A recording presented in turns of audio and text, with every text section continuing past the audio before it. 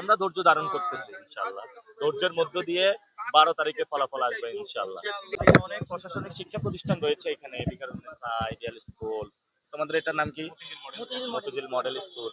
এইগুলোতে ভর্তি বাণিজ্য হয় আমরা শুনেছিলাম, যে যদি ভালো কোথাও লবিং থাকে তাহলে তার ছেলে বা বাচ্চাকে ভর্তি করাইতে পারে। আমরা এটা বন্ধ করব।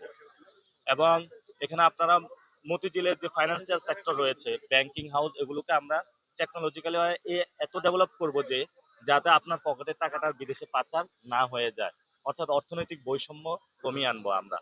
সাথে সাথে সবচেয়ে মা খালারা যেটা বলতেছে, এখানে নিরাপদ সিটি করতে হবে যাতে ওসমান হাদির মতন কেউ আর শহীদ না হয়। এবং এখানে বড় ধরনের একটা মহামারী, সেটা হলো চাঁদাবাজি। চাঁদাবাজিটা বন্ধ করতে হবে। গুলিস্তানে চাঁদাবাজি হয়, ঠিক না, বিভিন্ন ফুটপাতে হলো চাঁদাবাজি হয়।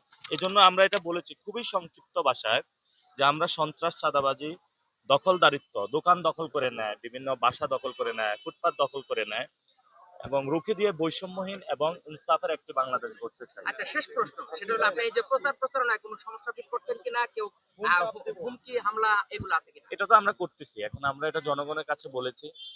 আমাদের মোড়ে মোড়ে যুব দলের কর্মীদের সেট করে রাখে, সাংবাদিক পরিচয় আসে, ময়লা পানি নিক্ষেপ করে, ডিম নিক্ষেপ করে, এবং বিভিন্ন জায়গায় আমাদের হ্যারাস করার চেষ্টা করে।